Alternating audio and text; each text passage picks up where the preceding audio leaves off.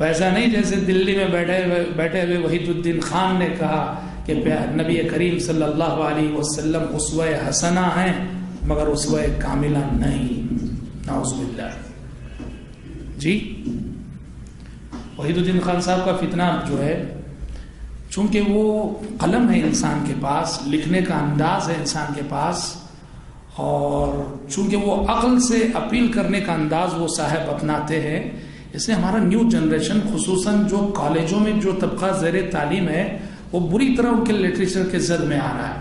جبکہ وہ صاحب کے عقائد یہ ہیں، صاف طور پہ ان کے الفاظ ہیں کہ قرآن نے محمد صلی اللہ علیہ وسلم کو اسوہ حسنہ کا، اسوہ کاملہ نہیں کہا، اس لیے آپ کا اسوہ حسنہ ہے مگر آپ اسوہ کاملہ نہیں، نعوذ باللہ۔ اور یہاں تک لکھا ہے انہوں نے کہ ہمارا ماننا ہے، انہوں نے لکھا یہ بات، ہمارا ماننا ہے کہ محمد صلی اللہ علیہ وسلم کا اسوہ تاریخ کے کسی دور میں ناقابل انطباق رہ جاتا ہے، ناقابل انطباق رہ جاتا ہے،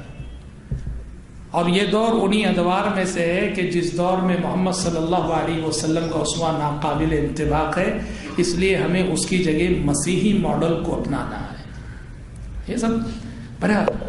بہت ساری گمراہیاں، کہنا یہ ہے کہ محمد عربی صلی اللہ علیہ وسلم کا اسوہ کاملہ ہے، اور یہ وہ حقیقت ہے جس کی شہادت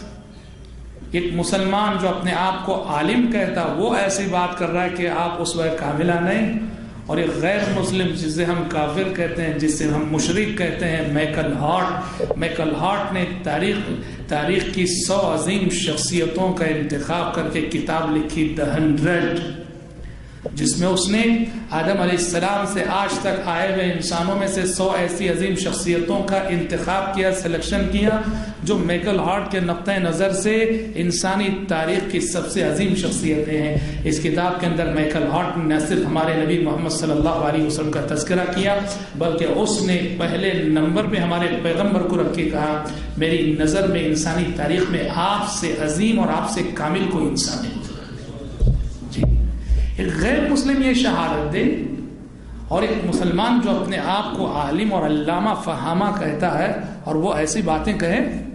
کتنے افسوس کی بات ہے۔ اور اس امت کو کیا ہو گیا ہے،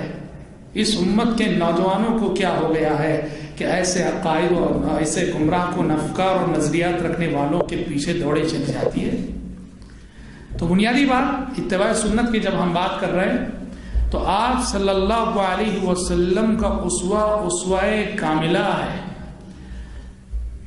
ایک یہودی نے ازراہ استہزاء مذاق کرتے ہوئے کہا سلمان فارسی رضی اللہ عنہ سے، کہا کہ سلمان تمہارے نبی نے تو حد کر دی، قد علمکم نبیکم کل شیء حتی القراء، تمہارے نبی نے تو حد کر دی، ہر چیز سکھائی، حتیٰ کہ بول و براز اور پیشاب پاخانہ کرنے کا طریقہ بھی نہیں چھوڑا، وہ بھی سکھا دیا تم کو۔ وہ مذاق کرنا چاہ رہا تھا، طنز کرنا چاہ رہا تھا۔ حضرت سلمان فارسی رضی اللہ عنہ نے فخر سے کہا کہ اجل، کہا کہ بالکل ہمارے نبی نے ہمیں منع کیا ہے کہ استنجا کرتے ہوئے دانے ہاتھ سے استنجا نہ کریں، قبلہ رو ہو کے نہ بیٹھیں، قبلے کی طرف پیٹ نہ کریں، پتھر استعمال کریں تو 3 سے کم پہ اکتفا نہ کریں۔ سوچو یہ یہودی جو اصل میں مذاق کرنا چاہ رہا تھا، طنز کر رہا تھا اور کہہ رہا تھا کہ قد علمکم نبیکم کل شیء حتی القراء، تمہارے نبی نے تو تمہیں ہر بات سکھائی، حقیقت میں وہ قدرت اس کی زبان سے بہت بڑی حقیقت کا اعتراف کروا رہی تھی۔ وہ مذاق کر رہا تھا، طنز کر رہا تھا، اور رب العالمین ایک دشمن اسلام کی زبانی ایک حقیقت کا اعتراف کروا رہا تھا۔ اور حق کی پہچان یہ ہے کہ والحق ما شہدت بہ الاعداء، حق کی پہچان یہ ہے کہ جیسے دشمن بھی ماننے پہ مجبور ہو وہی حق ہے، وہی حق ہے۔ تو آپ صلی اللہ علیہ وسلم کا اسوہ کاملہ ہے، اور آپ جو شریعت جو اسوہ دے گئے اس کے سلسلے میں خود آپ کا فرمان ہے ترکتکم علی المحجۃ البیضاء لیلها کنہارها،